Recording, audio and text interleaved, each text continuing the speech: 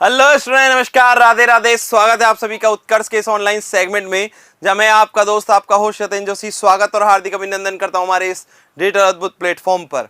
सभी को नमस्कार, राधे राधे, जय श्री कृष्णा, जय श्री राम, जय माता दी and good evening to all.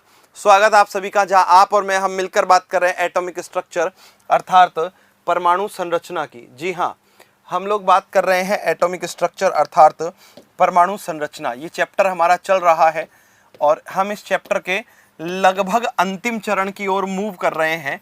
2-3 दिन के अंदर इस चैप्टर को हम लोग समाप्त कर ही देंगे, ज़्यादा से ज़्यादा 2 दिन, ठीक है ना। जी हाँ, क्या ज़्यादा से ज़्यादा 2 दिन। चलिए, चलो बहुत बढ़िया। परमाणु संरचना ये चैप्टर चल रहा है।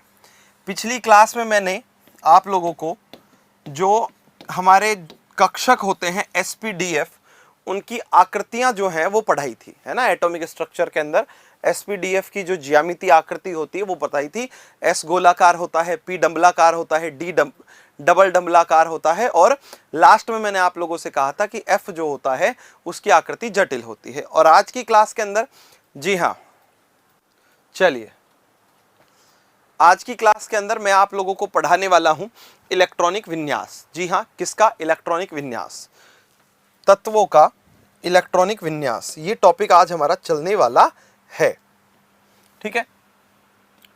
तो देखो, जो चैप्टर हमारा मतलब जो टॉपिक हमारा चलेगा वो है तत्वों का इलेक्ट्रॉनिक विन्यास। और इलेक्ट्रॉनिक विन्यास आप लोग जब सीख लोगे ना सखा, तो ये समझना कि जिस दिन इलेक्ट्रॉनिक विन्यास समाप्त होंगे उस दिन ये चैप्टर भी समाप्त हो जाएगा। क्या? जिस दिन इलेक्ट्रॉनिक विन्यास समाप्त होंगे उस दिन ये चैप्टर भी समाप्त हो जाएगा। इलेक्ट्रॉनिक कॉन्फ़िगरेशन ऑफ एलिमेंट्स जो है, इस पर हम लोग बात करने वाले हैं।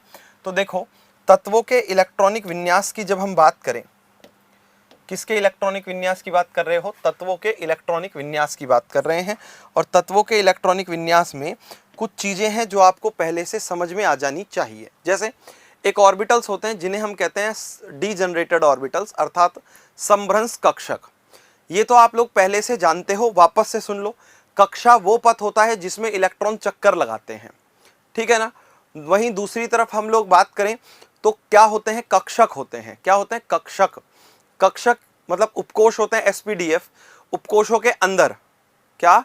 उपकोषों के अंदर छोटी छोटी से कोष्ठक होते हैं, छोटे छोटे से भाग होते हैं जिन्हें हम क्या कहते हैं? कक्षक कहते हैं, ठीक है ना। इन्हीं के अंदर हर्षित वो भी कराऊंगा ना बेटा, मैंने कहा ना 2-3 दिन के अंदर चैप्टर खत्म होगा, तो वो भी कराएंगे, चिंता मत करो, है ना।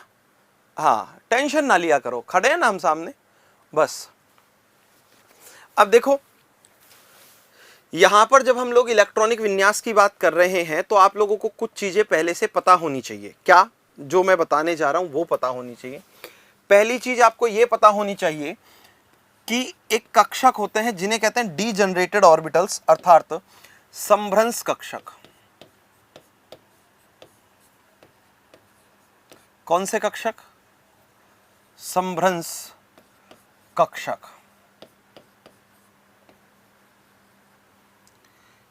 जिन्हें प्यार से कहते हैं डीजनरेटेड ऑर्बिटल्स, ठीक है। जी हां, कौन से ऑर्बिटल्स? Degenerated orbitals.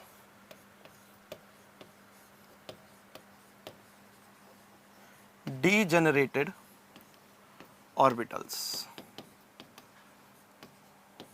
ठीक है। कौन से कक्षक हैं ये? समभ्रंश कक्षक हैं ये।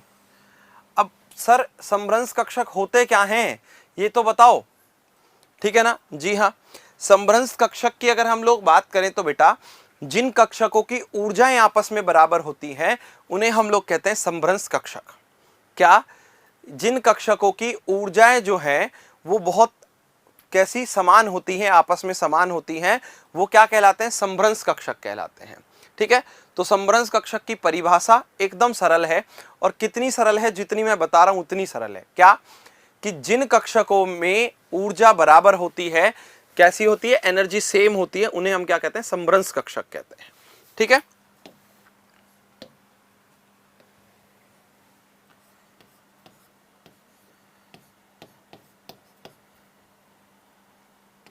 जिन कक्षकों की ऊर्जा समान होती है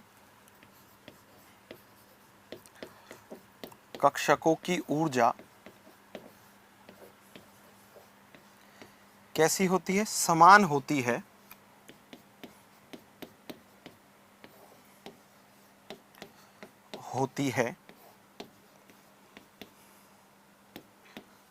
उन्हें क्या कहते हैं हम लोग? समभ्रंश कक्षक कहते हैं। कौन से कक्षक कहते हैं? समभ्रंश कक्षक कहते हैं।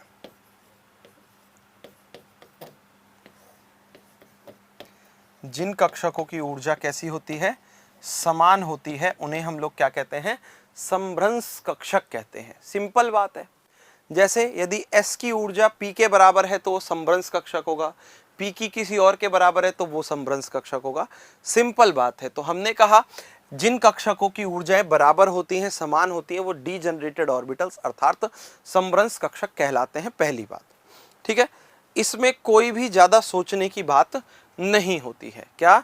इसमें बहुत कुछ ज्यादा सोचने की बात नहीं होती है, ठीक है ना। सबसे पहली बात यह है।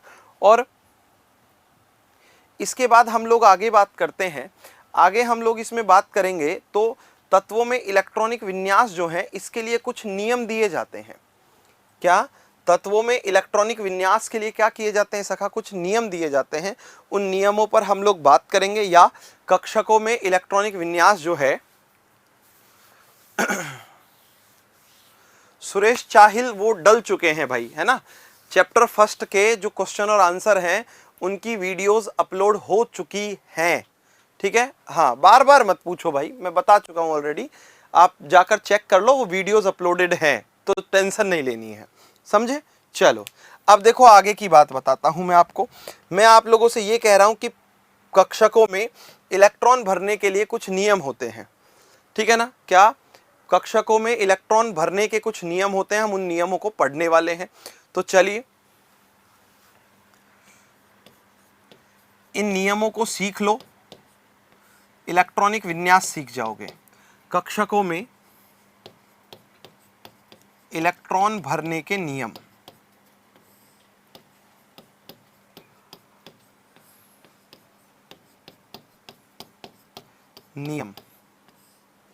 ठीक है, चलिए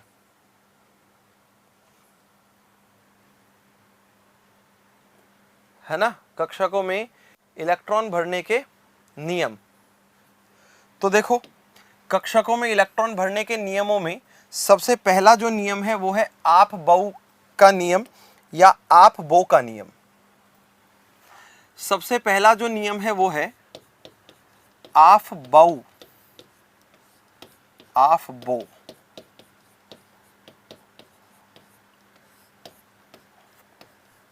ऑफ बो का नियम। अब लोगों को क्या गलतफहमियां हैं कि सर आफ बो जो है या आप बो जो है ये कोई वैज्ञानिक है क्या? नो नो नो नो, बिल्कुल भी नहीं। क्या कहा? बिल्कुल भी नहीं, ठीक है। ये वैज्ञानिक नहीं है। तो ये क्या है भाई साहब? ये ध्यान से सुनना कि अगर हम लोग बात करते हैं, ठीक है, अगर हम लोग बात करते हैं तो ये आफबो के नियम में आफबो जो वर्ड लिखा हुआ है ये किसी वैज्ञानिक का नाम नहीं। आफबो एक जर्मन शब्द है। कैसा शब्द है? जर्मन शब्द है, ठीक है। और जब जर्मन शब्द की बात करते हैं तो भाई कोई अर्थ भी होगा। आफबो जो है वो क्या है? एक जर्मन शब्द है और इस जर्मन शब्द का कोई अर्थ भी होगा।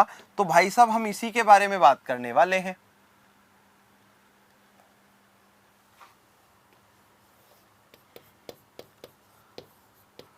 आफबो।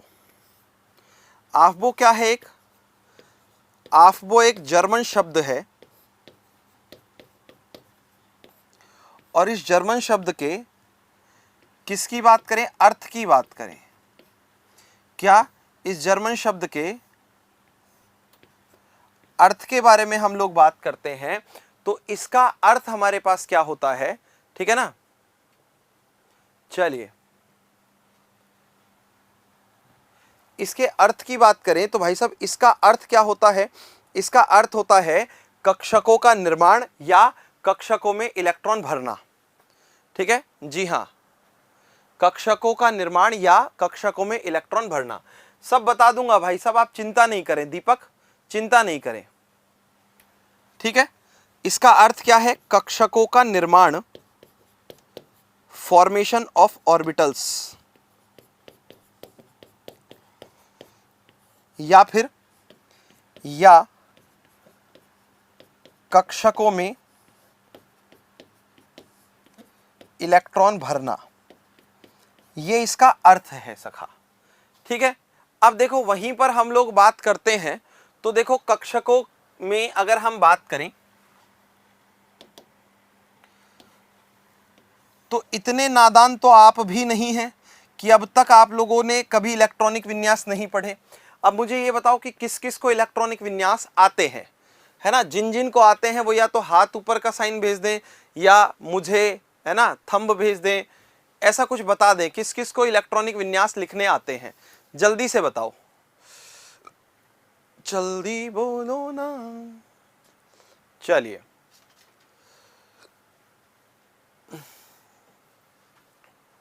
सौम्या कह रही है कि मैं अभी तक यही सोचती थी कि आप वो एक वैज्ञानिक है। नहीं, यही तो बताया ना, आप वो एक जर्मन शब्द है और इसका अर्थ होता है कक्षकों का निर्माण या कक्षकों में इलेक्ट्रॉन भरना। हमें आते हैं, कुछ लोगों ने कहा है कि हमें नहीं आते, कुछ लोगों ने कहा है कि नहीं आते, बाकी मोस्ट ऑफ यही कह रहे हैं कि आते हैं। आते हैं तो बहुत अच्छा है, नहीं आते तो कोई बात नहीं।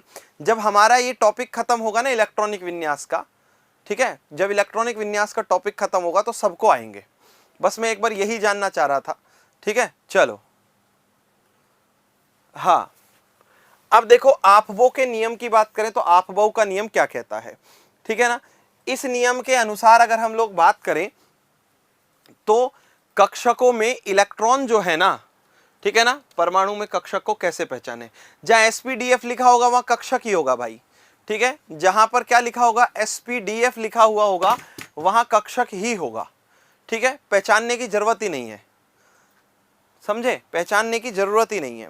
देखो ये नियम क्या कहता है कि परमाणुओं की जो मूल अवस्था है उसमें जो कक्षक हैं, ठीक है, ठीक, उनमें इलेक्ट्रॉनों को कक्षकों की बढ़ती हुई ऊर्जा के क्रम में भरा जाता है। कहने का अर्थ यह है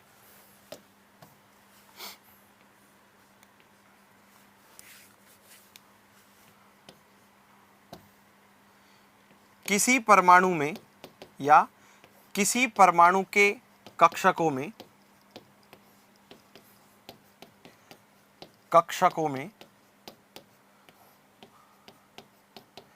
इलेक्ट्रॉन भरते समय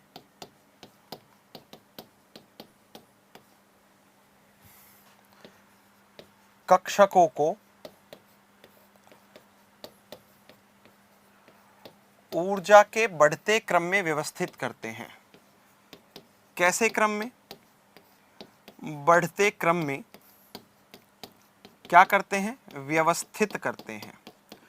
ऊर्जा के कैसे क्रम में? बढ़ते क्रम में व्यवस्थित करते हैं। ठीक है, सिंपल बात है ये। कैसे क्रम में व्यवस्थित करते हैं? ऊर्जा के बढ़ते क्रम में व्यवस्थित करते हैं, है ना? किस क्रम में? बढ़ते क्रम में। इस सिद्धांत में, किस सिद्धांत में? इस सिद्धांत में। इस सिद्धांत के अनुसार या इस नियम के अनुसार, इस नियम के अनुसार किसी परमाणु के कक्षकों में इलेक्ट्रॉन भरते समय क्या करना है सखा? जी हां, कक्षकों को ऊर्जा के बढ़ते क्रम में व्यवस्थित करना है। बस इनका कहना यही है, मतलब कि सबसे पहले इलेक्ट्रॉन उस कक्षक में जाएगा जिसकी एनर्जी कम है, फिर और अधिक ऊर्जा वाले में, फिर और अधिक ऊर्जा वाले में, फिर और अधिक ऊर्जा वाले में, और फिर और अधिक ऊर्जा वाले में। बस प्यार से आप वो नियम के अंदर यही बात कही गई है। ठीक है ना? जी हां, क्या?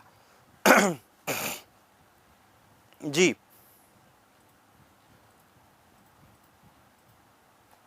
ठीक है, मतलब ये कहना क्या चाहते हैं? ये कहना ये चाहते हैं,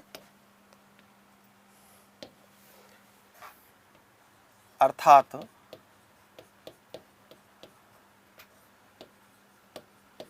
इलेक्ट्रॉन पहले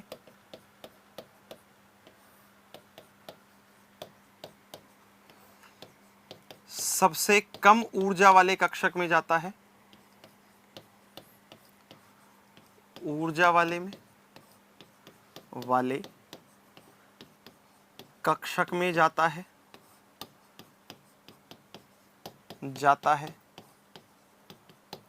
फिर उच्च ऊर्जा वाले कक्षकों में क्रम से चलता है। ठीक है, फिर उच्च ऊर्जा वाले कक्षकों में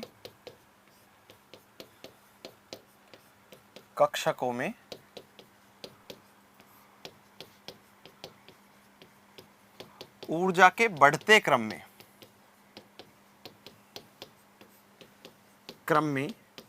से इलेक्ट्रॉन प्रवेश करता है, इलेक्ट्रॉन एंटर करता है।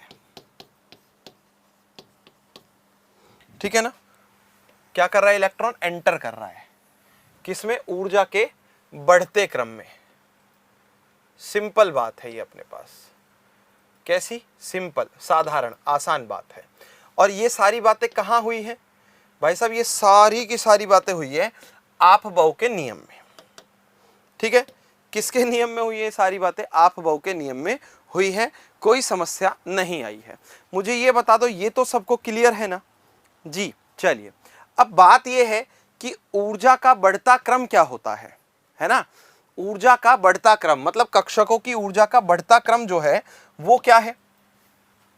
तो भाई ये भी हम बताते हैं आपको कि कक्षकों की ऊर्जा का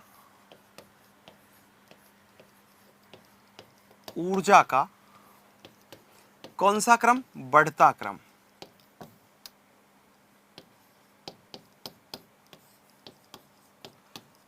कक्षकों की ऊर्जा का कौन सा क्रम? बढ़ता क्रम। इंक्रीजिंग ऑर्डर क्या है ये सुनो भाई। कक्षकों की ऊर्जा के बढ़ते क्रम की अगर अपन लोग बात करते हैं, इसके इंक्रीजिंग ऑर्डर की अगर अपन लोग बात करते हैं, तो आप लोगों ने सुना होगा ना, याद होगा आप लोगों को 1s 2s 2p 3s 3p 4s 3d है ना, 4p, ऐसे करके क्रम चलता है। अब सर ये तो ठीक है, मगर हम इस क्रम को कैसे बताएं? है ना, हम इस क्रम को कैसे बताएं? ठीक है, चलिए बिल्कुल बात बताते हैं।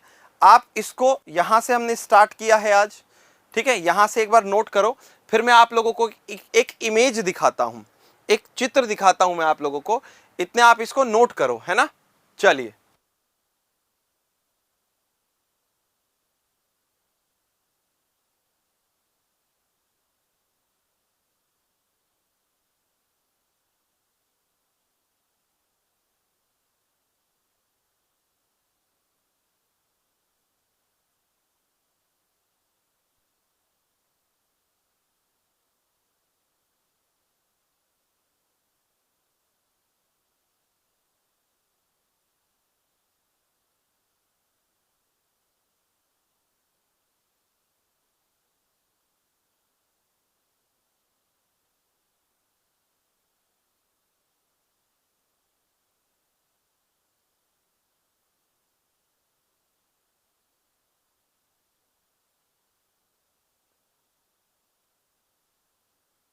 चलिए नोट करो, है ना।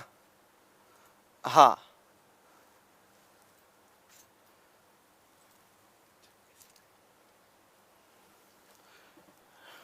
ठीक है, चलिए आगे देखो। अब मैं आप लोगों को एक ऑर्बिटल मतलब एक इमेज दिखाने वाला हूं, और उस इमेज में हम लोग ये बताएंगे आपको, ठीक है, चित्र के अंदर ये बताएंगे हम आपको कि ये जो है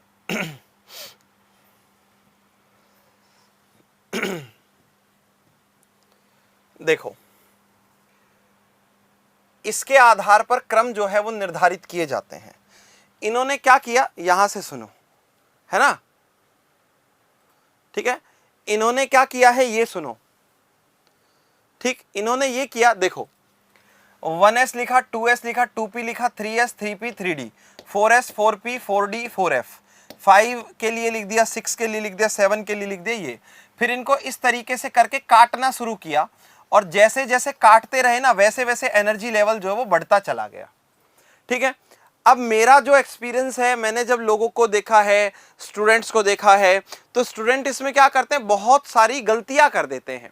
क्या कि चित्र जब बनाते हैं तो सही तरीके से उनसे कटता नहीं है, सही तरीके से क्रम याद नहीं होता है। तो मैंने उसके लिए क्या किया, एक बढ़िया सी ट्रिक निकाली। और भाई साहब, अगर वो ट्रिक आप लोगों ने याद कर ली ना, तो आप लोगों को कभी भी दिक्कत नहीं आएगी। मगर उससे पहले ये सुन लो, जब हम लोगों ने क्वांटम संख्याओं की बात की थी, तो मैंने आप लोगों को बताया था कि एस की ओपनिंग, एस कक्षक की ओपनिंग जो है वो 1 से होती है, ठीक है। पी कक्षक की जो ओपनिंग है वो 2 से होती है, ठीक है। और डी कक्षक की ओपनिंग जो है वो कितने से होती है, 3 से होती है। और एफ कक्षक की ओपनिंग कहां से होती है, 4 से होती है। ये एन की वैल्यूज हैं, अगर आप लोगों को याद हो तो, ठीक है ना। क्या ये एन की वैल्यूज हैं, अगर आप लोगों को याद हो, ठीक है जी। सिंपल, इससे हम लोग कर सकते हैं। मगर मगर मगर क्या सखा, ये ध्यान से सुनो, मैं आप लोगों को एक बहुत सरल ट्रिक बता देता हूं, उससे आपको बिल्कुल भी दिक्कत नहीं आएगी, ठीक है। क्या, देखो, S4 होता है स्कूल, एस से क्या होता है, स्कूल, ठीक है। तो 2 बार बोलोगे स्कूल स्कूल, फिर कहोगे कैसा स्कूल, पब्लिक स्कूल और पब्लिक स्कूल, ठीक है। फिर आप लोग कहोगे अगले बार में कौन सा, Delhi public school, Delhi public school, ठीक है। पढ़ाई बढ़िया है तो fantastic Delhi public school, fantastic Delhi public school. Repeat कर रहा हूं मैं, ठीक है, रिपीट कर रहा हूं मैं। ट्रिक को कौन सी है, school school, public school public school, Delhi public school Delhi public school, ठीक है जी। Fantastic Delhi public school, fantastic Delhi public school, याद हो जाएगी। रिपीट कर रहा हूं, school school, public school public school, Delhi public school Delhi public school, fantastic Delhi public school, fantastic Delhi public school. Simple एकदम। अब करना क्या है, गिनती लिखनी है। एस की ओपनिंग बोलो कहां से, 1 से, तो 1s 2s, एस के लिए 3, एस के लिए 4, एस के लिए 5, एस के लिए 6, एस के लिए 7 और एस के लिए 8, बस, ठीक है। पहली। दूसरी बात सुनो भाई, पी की ओपनिंग कहां से, 2 से, तो 2p और 3p और 4p और 5p 6p और 7p, ठीक है। इसके बाद हम लोग कहां पढ़ेंगे, डी की। डी की ओपनिंग कहां से, 3d 4d 5d 6d। इसके बाद आता है एफ। एफ की ओपनिंग कहां से, 4f और 5f, बस। ये क्रम है, क्या है, ये क्रम है। और लाडलो, इसके बाद कुछ नहीं करना, बढ़ते क्रम का निशान लगा दो। और मेरे तो सभी प्यारे विद्यार्थी जानते हैं कि बढ़ते क्रम का निशान है ये, तो ये कक्षकों की ऊर्जा का बढ़ता क्रम है।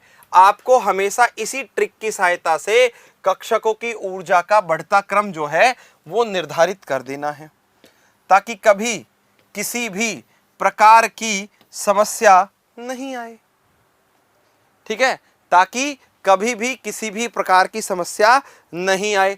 तो ये क्या है, ये कक्षकों की ऊर्जा का बढ़ता क्रम है, कक्षकों की ऊर्जा का बढ़ता क्रम।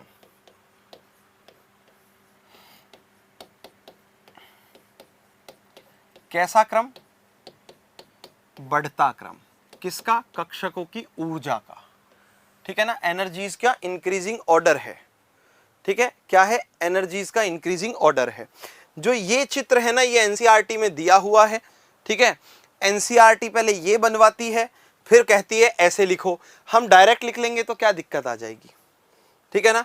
हम डायरेक्ट लिख देंगे तो भी कोई दिक्कत नहीं आएगी। बस आपको ये याद रखना है, एस जो है वो 1 से स्टार्ट होता है, पी जो है वो 2 से स्टार्ट होता है, ये यहां से स्टार्ट होता है। इनकी स्टार्टिंग याद रखनी है बस आपको, और कुछ नहीं है, ठीक है ना। जी हाँ, हाँ चलिए देखो आपकी मर्जी है, चित्र आप बनाना चाहो तो आपकी मर्जी है, ना बनाना चाहो तो आपकी मर्जी है। इस पर मैं आप लोगों को कुछ नहीं कहूंगा, कोई दिक्कत नहीं है। मेरा उद्देश्य है आप लोगों को इलेक्ट्रॉनिक विन्यास सिखाना, आफबो का नियम बताना। और आफबो का नियम कहता है कि किसी परमाणु कक्षक में इलेक्ट्रॉन भरते समय कक्षकों को ऊर्जा के बढ़ते क्रम में व्यवस्थित करना चाहिए। मतलब पहले एनर्जी कम ऊर्जा वाले कक्षक में जानी चाहिए, फिर बढ़ते हुए क्रम में जानी चाहिए। और बढ़ता हुआ क्रम इस चित्र से भी पता चलता है और इससे भी पता चलता है, ठीक है ना? जी हाँ, क्या? हाँ, दोनों से पता चलता है, आपको जो ज्यादा सही लगे वहां से, ठीक है ना? जी हाँ।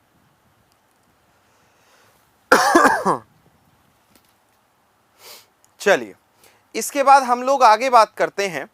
तो मैं आपको यह भी याद दिला देता हूं, क्या कि आपबो का नियम जो है ना वो कुछ और नियमों पर ही आधारित है, ठीक है? क्या आपबो का जो नियम है वो कुछ अन्य नियमों पर ही आधारित है, और वो नियम कौन कौन से हैं ये भी बता देता हूं।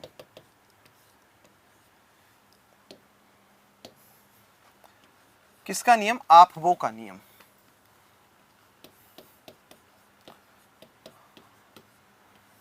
आपबो का नियम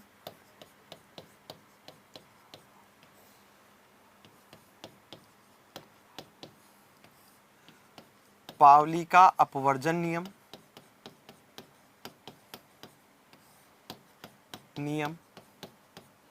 कोमा एक और नियम दिया गया, कौन सा? हुंड का अधिकतम बहुलकता का नियम। हुंड का अधिकतम बहुलकता का नियम,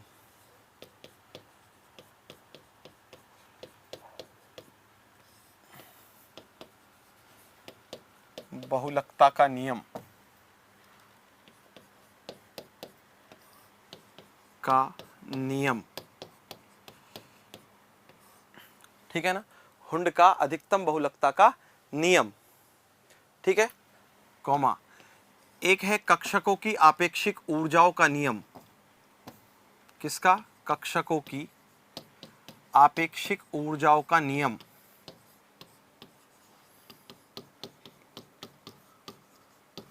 आपेक्षिक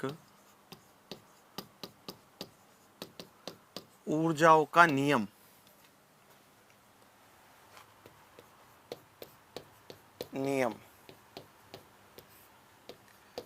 इत्यादि पर आधारित है। मतलब इन सब पर क्या है? बेस है। इन सब पर क्या है? आधारित है। इन सब पर बेस्ड है ये, ठीक है? किस किस पर? आपबो का नियम जो है वो पावली के अपवर्जन नियम, ठीक है ना, हुंड के अधिकतम बहुलकता के नियम, कक्षकों की आपेक्षिक जो ऊर्जाओं का नियम है, इन सब पर आधारित है। पावली, हुंड, ये वैज्ञानिकों के नाम हैं। किसके? वैज्ञानिकों के नाम हैं। अब पावली का नियम क्या है इस पर हम लोग बात करने वाले हैं, तो इसमें हेडिंग बना दीजिए, हेडिंग डाल दीजिएगा, पावली का अपवर्जन नियम। पावली का अपवर्जन नियम, ये हमारी नेक्स्ट हेडिंग है। एक्सक्लूजन प्रिंसिपल बाय पावली, ठीक है? पावली का अपवर्जन नियम। अब ये कहां काम आएंगे भाई साहब? जब इलेक्ट्रॉन भरोगे ना तब यही काम आएंगे। अब भाई एक बात बताओ, मैंने आप लोगों को क्वांटम संख्याएं पढ़ाई थी, और क्वांटम संख्याएं जब मैंने आप लोगों को पढ़ाई थी तब मैंने आप लोगों को बताया था कि 4 क्वांटम संख्याएं होती हैं। कौन सी? मुख्य क्वांटम संख्या, द्विगंशी क्वांटम संख्या, चुंबकीय क्वांटम संख्या और चक्रण क्वांटम संख्या। और पावली कहते हैं कि एक ही कक्षक के अंदर 2 इलेक्ट्रॉन आते हैं, और दोनों इलेक्ट्रॉनों के लिए चारों क्वांटम संख्याओं के मान कभी भी बराबर नहीं हो सकते। क्या कहा?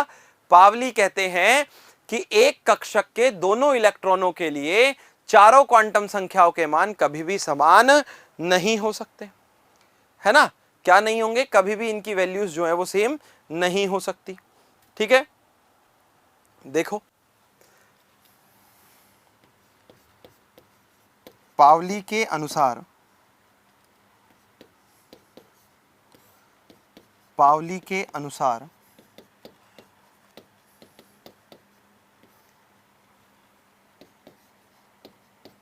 किसी कक्षक के दोनों इलेक्ट्रॉनों के लिए,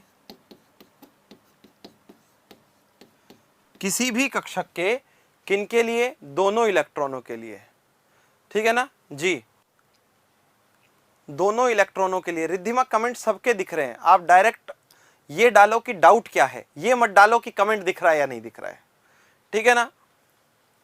चलो, पावली के अनुसार किसी भी कक्षक के दोनों इलेक्ट्रॉनों के लिए क्या होता है, चारों क्वांटम संख्याओं के मान जो हैं, किसके, चारों क्वांटम संख्याएं समान नहीं हो सकती। चारों क्वांटम संख्याएं कैसी नहीं हो सकती, समान नहीं हो सकती हैं। अब कुछ लोग पूछ रहे हैं पावली क्या है, पावली वैज्ञानिक है, पहले ही तो बोला पावली वैज्ञानिक है, बस, ठीक है ना।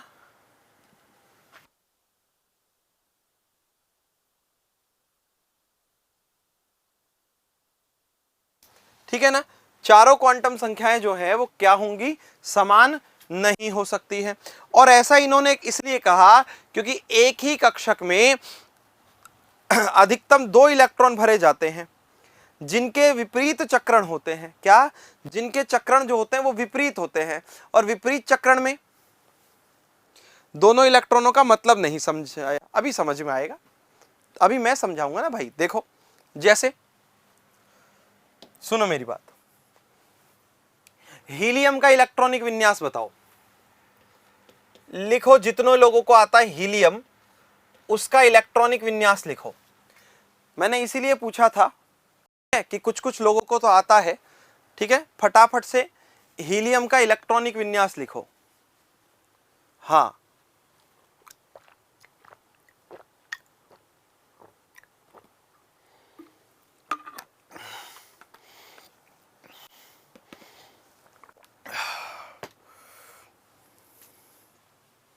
जल्दी से लिख दो सखा, बहुत बढ़िया, बहुत बढ़िया, बहुत बढ़िया।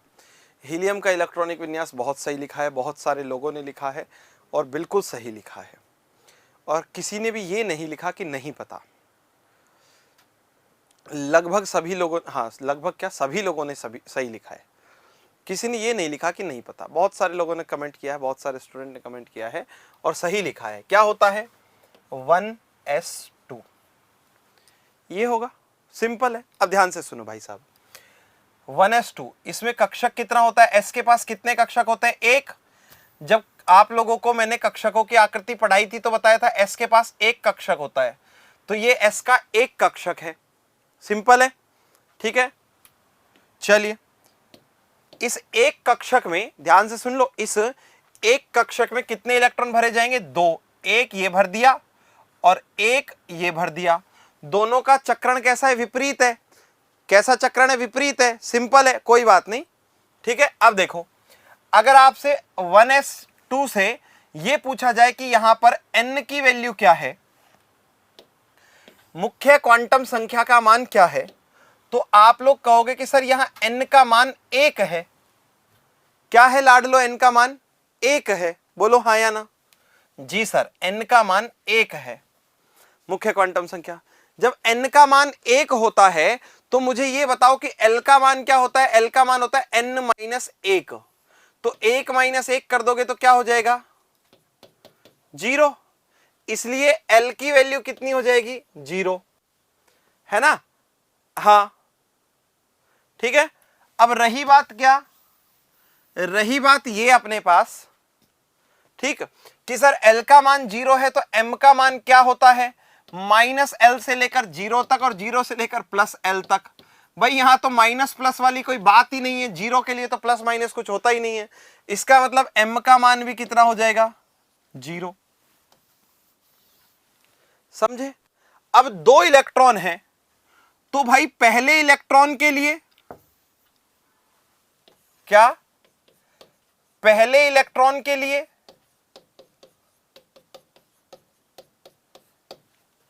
s स्पिन क्वांटम संख्या क्या होगी, +½ और लाड लो दूसरे इलेक्ट्रॉन के लिए s की वैल्यू क्या होगी, -½ तो देखो पहले दोनों इलेक्ट्रॉनों के लिए इन तीनों का मान तो सेम होगा, n की वैल्यू 1, l की वैल्यू 0, ये 0, ठीक है ना, मगर इसकी वैल्यू क्या है, +½ और इसकी वैल्यू क्या है, -½ इसका मतलब विपरीत चक्रण होने की वजह से इलेक्ट्रॉन जो आपके पास मुख्य क्वांटम संख्या है उनका मान समान नहीं होता है। और यही वो कह रहा है कि दोनों इलेक्ट्रॉन जो भरे गए हैं कक्षक में 1 और 1 2, इनका मान समान नहीं आ, ठीक है ना, इनका मान समान नहीं होता है, ठीक है जी हाँ। और क्यों नहीं होता है उसका रीजन भी हमने अभी बताया, क्या उसका रीजन ये है कि एक कक्षक में अधिकतम 2 इलेक्ट्रॉन आते हैं, है ना, वो भी कैसे, विपरीत चक्रण वाले।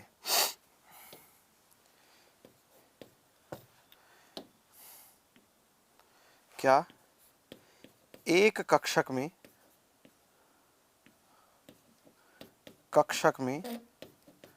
अधिकतम कितने इलेक्ट्रॉन आते हैं, अधिकतम कितने इलेक्ट्रॉन, 2 इलेक्ट्रॉन। कैसे,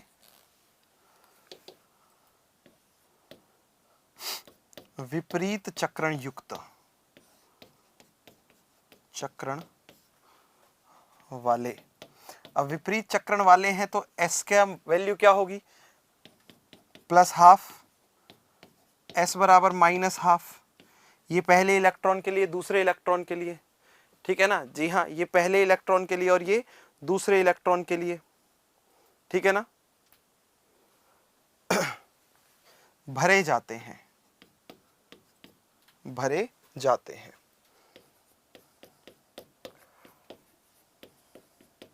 ठीक है ना। एक कक्षक में ज्यादा से ज्यादा कितने इलेक्ट्रॉन भरे जाते हैं, 2 इलेक्ट्रॉन भरे जाते हैं, दोनों विपरीत चक्रण वाले होते हैं। इसीलिए यहां देखो इसके पहले इलेक्ट्रॉन के लिए अगर बात करें तो n की वैल्यू 1, l की वैल्यू 0, m की वैल्यू 0 और s की वैल्यू कितनी होगी, +½ ठीक है। दूसरे इलेक्ट्रॉन के लिए बात करें तो n की वैल्यू 1, l की वैल्यू 0, m की वैल्यू 0 मगर s की वैल्यू क्या होगी, -½ इसलिए पावली कहते हैं कि चारों क्वांटम संख्याएं समान नहीं हो सकती हैं, ठीक है ना जी हाँ। क्या, इसलिए पावली कहते हैं कि चारों क्वांटम संख्याएं समान नहीं हो सकती हैं। क्लियर है। वहीं एक चीज और बता देता हूं, पावली ने ही यही डिसाइड किया था, पावली ने ही यही बताया था कि किसी भी उपकोष में अधिकतम इलेक्ट्रॉन कितने होंगे, ठीक है। उपकोष में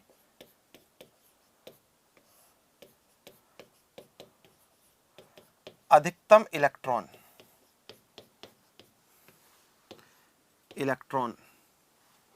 ये कैसे डिसाइड करते हैं, इसके लिए उन्होंने एक सूत्र दिया था जिसको कहते हैं 2 × 2l + 2 का फॉर्मूला दिया था। और उस सूत्र को जब हम लोग उपयोग में लेते हैं तो एक टेबल बना देता हूं मैं, उस टेबल से आप लोगों को बाद में कभी भविष्य में दिक्कत नहीं आएगी अगर ये छोटी सी टेबल आप लोगों को याद रह गई तो, ठीक है।